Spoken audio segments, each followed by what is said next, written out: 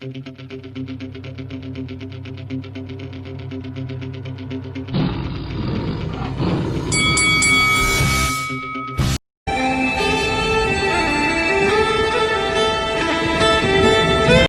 is Faisal Khan for Lights Out in association with Shamrock Boxing, and with me via Zoom, delighted to be joined by Ultimate Boxer winner, heavyweight sensation Nick Webb. Nick, good afternoon, my man. How you doing?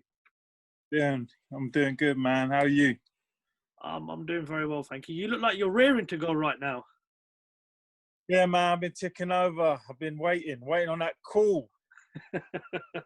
If I had a pound for every time someone said in boxing I've been waiting for that call, I'd be a rich man. Nick, last 10 weeks, it's been horrible. It's been very tough with the coronavirus / UK lockdown. How have you managed to deal with these last 10 weeks? It's been tough, man. At first, I mentally destroyed me because, I've been coming off that win in December. I was ready to get back on another big fight. And, mentally, I was just thinking in no man's land again, sort of got to wait, playing the waiting game. So, yeah, it's been tough. But at the beginning, sort of dealt with it and then got on with it and just kept ticking over training, mate. 2018 obviously was an up and down year for yourself, but you ended 2019 in a tremendous fashion, winning the Ultimate Boxer. In terms of what you've achieved in your career, how high do you rank winning the Ultimate Boxer competition? Yeah, man. Well, I can't. That's got to be the best thing I won in my professional career. So I can't say anything I've done better. I've ticked the boxes off of where I wanted to box. I've boxed at Wembley, O2, the big York Hall, and I've done the big places. So I've ticked it all off and been on some great undercards. And winning the Ultimate Boxer has been the highlight of my career so far, I would say. You're obviously 32 years old now. You've lost 2 fights in your career, but winning the Ultimate Boxer really says a lot about you. It says that you still have the determination and the drive, to continue, carry on going forward and try and achieve more in boxing. What is it, what's the plan for you going forward? Obviously, once this whole pandemic dies down, what have you got planned? I mean, who are the names out there that you're looking for? Well, like you said, I lost them fights and I had my reasons. And I think coming back and winning Ultimate Boxer showed that I had them reasons and proved that I'm that I can come back from adversity and be better. And obviously I've proved it to myself more than anyone else. And I know what I'm capable of. And like you said, I want to get some titles. I want to, work my way up and get that British title fight and win the British title and go from there, basically. If you look at British domestic-wise, there's still some good fights out there, not only for yourself, but for other fighters. I'm talking about fighters such as, Daniel Dubois, Joe Joyce. You look at other fighters such as, Tom Little, Dave Allen, who you've shared the ring with. Are these the type of fights that you'd be looking for next, or have you got your eyes set on someone else? Yeah, I think domestically, especially with what's going on, I think domestically is where the fights are going to be at the moment for a while. So I think we should all be looking in-house at the minute. And, obviously I've got on a right or wrong. And obviously one of my big wrongs is Dave Allen. So I would definitely love to have that fight. And I would push to get that fight.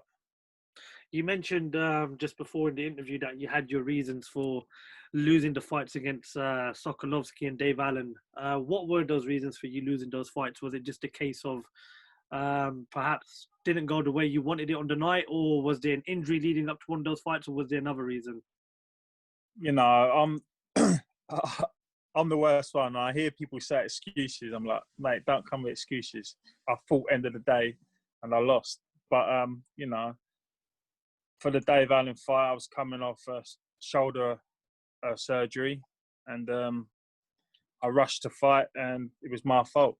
I should have waited and took my time, come back with an easier fight. But I rushed to fight, and that was my fault. And since then, I fought Dorian Darch, come back with, I won it easy. And I wasn't, in my right mind, really. I wasn't really back from the Dave Allen fight. You know, I've never been rocked. I've never been hurt in sparring and fighting. So, you know, to get knocked out and not even know what happened, it was a big wake up call. And yeah, and then I wasn't really ready yet, but I took the Sokolwski fight, and the guy's a warrior. And yeah, I just went in it with the wrong frame of mind, and got beat. And just showed myself, if I ain't 100% ready or 100% mentally there, then I shouldn't fight. But I do because I like the challenge, and I won't turn it down. But I've learned from them, and I've grown from them, and that's made me a better fighter. And I think I showed that in December.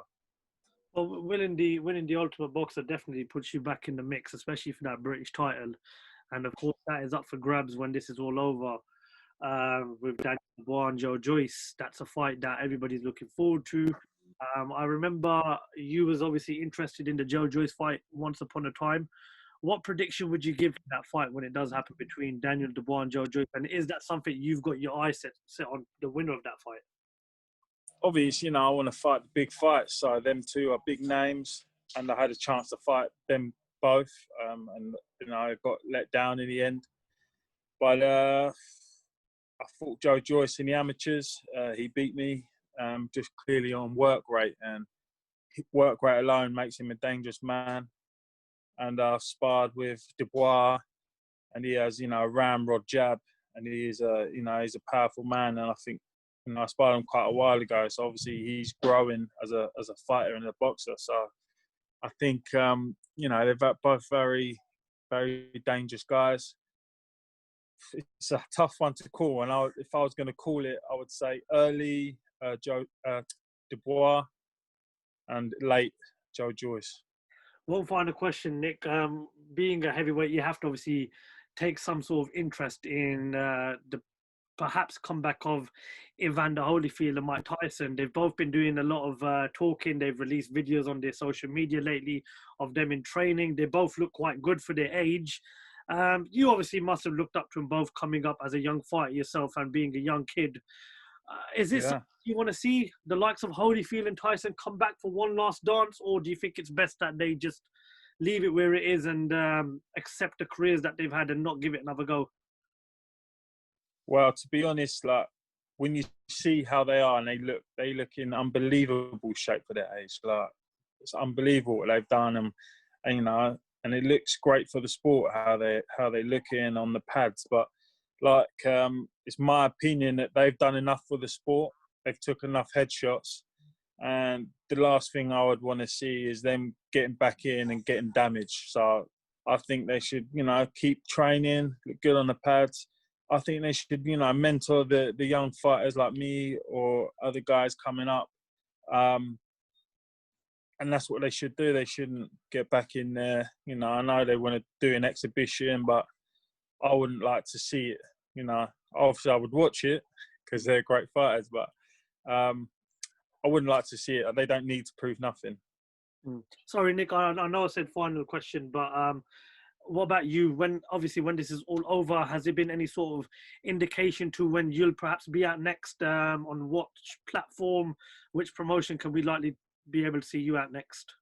Yeah, I really have no idea at the moment. I'm just waiting till things sort of get back, and yeah, just to keep myself ticking over and get ready for when I do get the call. Well, Nick, it's been really good speaking to you. It's been good to finally catch up with you after that sensational night winning the Ultimate Boxer. Just want to thank you very much for your time. We hope you stay safe, and we're looking forward to seeing you back out in the ring once this is all over. Pleasure, mate. Anytime. Thank you very much, Nick Webb, and thank you very much for the lights out. Lovely. Thank you.